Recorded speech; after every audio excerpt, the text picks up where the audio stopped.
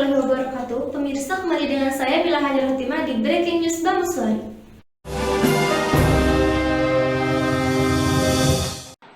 Kita menghadapi tantangan lingkungan hidup. Itu menjadi kenyataan bagi kita. Solusi menghadapi masalah lingkungan hidup, apalagi soal polusi udara, bukanlah terletak di dalam subsidi untuk mobil listrik. Yang pemilik mobil listriknya adalah mereka-mereka yang tidak membutuhkan subsidi. Betul? Kalau kita hitung, apalagi ini contoh, ketika sampai pada mobil listrik, emisi karbon mobil listrik per kapita per kilometer sesungguhnya lebih tinggi daripada emisi karbon bis berbahan bakar minyak. Emisi per kilometer per kapita untuk mobil listrik dibandingkan dengan bis berbasis BBM. Kenapa itu bisa terjadi? Karena bis memuat orang banyak, sementara mobil memuat orang sedikit. Ditambah lagi pengalaman kami di Jakarta, ketika kendaraan pribadi berbasis listrik, dia tidak akan menggantikan mobil yang ada di garasinya. Dia akan menambah mobil di jalanan, menambah kemacetan di jalanan. Jadi, yang didorong ke depan adalah demokratisasi sumber daya. Bahwa kita mengarahkan agar sumber daya yang dimiliki negara diberikan melalui sektor-sektor yang memberikan manfaat nyata bagi masyarakat banyak. Bukan semata-mata untuk mendapatkan perhatian dalam percakapan, apalagi percakapan sosial media. Karena itulah kita ingin dorong ke depan, insya Allah jalan-jalan tol yang sekarang sudah dibangun secara amat baik oleh pemerintahan hari ini, ke depannya nantinya dipenuhi oleh kendaraan-kendaraan umum berbasis dengan listrik ke depan. Kendaraan-kendaraan logistik berbasis listrik, bukan pribadi, tapi kendaraan umum.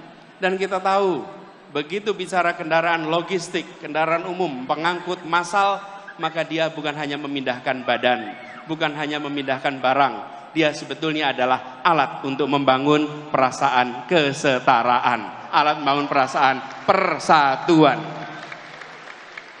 Jadi ke depan ini adalah contoh bagaimana kebijakan disusun berdasarkan gagasan. Bukan sekedar kebijakan tanpa narasi, tanpa gagasan. Urutannya harus jelas. Bukan hanya karya, tapi karya berbasis narasi, narasi berbasis gagasan. Dan gagasannya di sini adalah tadi yang saya sampaikan.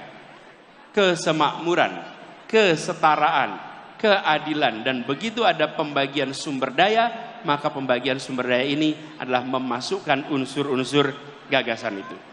Karena itulah ketika kita melihat ke depan, kita membayangkan bahwa pembangunan ke depan adalah pembangunan yang menjangkau semua, bukan menjangkau sebagian. Tadi ada ilustrasi, saya ingin cerita sedikit. Satu ketika saya datang di sebuah pulau, namanya Pulau Selaru. Pulau Selaru ini di ujung timur tenggara Maluku Tenggara Barat. Posisinya sedikit di atas Darwin. Ini adalah ujungnya Indonesia. Saya datang ke pulau itu, lalu mereka memulai acara dengan berkumpul kira-kira 100 orang. Di tempat itu belum ada listrik. Belum ada listrik. Lalu mereka menyiapkan diesel untuk sound system. Dieselnya ditaruh kira-kira 20-30 meter dari lokasi acara supaya ramainya diesel tidak terdengar kita. Di tempat itu acara mau dimulai. Lalu yang mimpin acara bilang, saudara-saudara semua, mari kita berdiri menyanyikan Indonesia Raya. Hati saya bergetar. Di sebuah tanah yang listriknya belum masuk, mereka memulai acara dengan menyatakan kami mencintai Republik ini walaupun Republik ini belum menunaikan janjinya di tempat ini. Mereka belum merasakan kesejahteraan fasilitas seperti kita. Yang mereka miliki masih terbatas, tapi mereka mengirim pesan pada tamu yang datang dari Jakarta. Pak Anies, bisa jadi kami belum punya listrik, bisa jadi kami belum sejahtera, tapi jangan pernah ragukan keindonesiaan dan kecintaan kami pada Indonesia. Saya menemukan kalimat-kalimat seperti itu di berbagai tempat. Saya datang ke sebuah tempat namanya Sentolo. Sentolo ini di Jawa, di Kulon Progo. Ngobrol dengan warga. Di tempat itu ketika saya bicara, mereka cerita, Pak Anies, tempat ini sudah diukur akan dipakai untuk pembangunan jalan tol. Rumah saya akan kena. Lalu saya tanya, bagaimana Pak rumahnya kena? Oh nggak apa-apa Pak, biarkan tanah ini dipakai untuk pembangunan, karena ini adalah untuk kepentingan negara, ini untuk kepentingan masyarakat banyak.